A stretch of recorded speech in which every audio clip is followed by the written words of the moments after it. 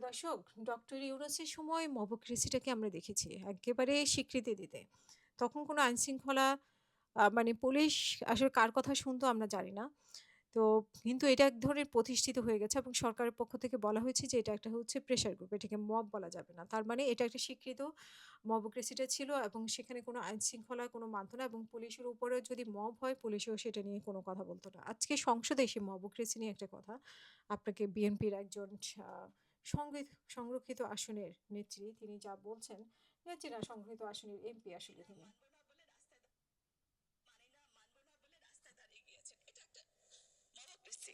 Speaker মাননীয় সংসদ সদস্য যথেষ্ট সুন্দর বক্তব্য দিয়েছেন, কিন্তু উনি ওনার বক্তব্যের মাঝে কথা প্রসঙ্গে বলেছেন যে বাজেট প্রতিক্রিয়ায় জামাত ইসলামী যে মিছিল করেছে, প্রতিবাদ করেছে, সেটাকে তিনি মবক্রেসি বলেছেন। আমি এই শব্দটি এক্সপান্স করার জন্য আপনার মাধ্যমে অনুরোধ করছি। এটা এক্সপান্স করার মতো কোনো কিছুই না। ভঙ্গুর অর্থনীতি, মূল্যবোধহীন সমাজ সংস্কারের যে দুঃসাহসিক চ্যালেঞ্জ গ্রহণ করেছে, সেখানে বিএনপি বিরোধী শিবিরের চিন্তাবিদ এই বাজেটকে চিন্তাশীল বাজেট বলতে বাধ্য হয়েছে।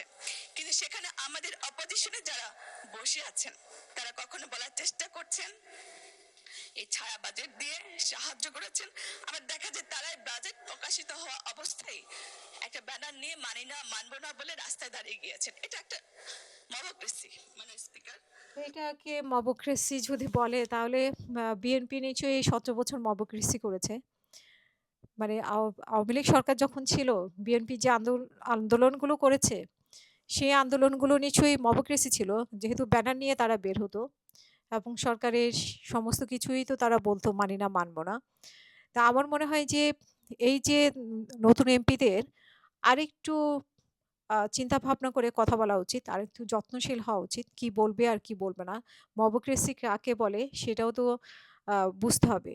তাহলে তো সবকিছুই যারা আন্দোলন করে, যারা সরকারের বিপক্ষে কথা বলে, যারা একটা ব্যানার নিয়ে নামে সবকিছুকেই উনি মবক্রেসি বলছেন। এটা তো মবক্রেসি না। এটা হচ্ছে জনগণের কথা, জনগণের অধিকার এটা।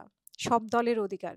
অধিকারকে আপনি যদি মবক্রেসি বলেন এবং সংসদে তা আবার আ এক্সপান্স করার মতো কোনো বিষয় না, ঠিক আছে। কিন্তু আমার মনে হয় এটা করতে পারতেন এবং স্পিকার এখানে একটা ভূমিকা রাখতে পারতেন। না হয় উনি তো শিখবেন না। উনাকে দেখে আরো অনেকেই বলবে যে বিরোধী দল ব্যানার নিয়ে নেমেছে মানে মবক্রেসি করেছে।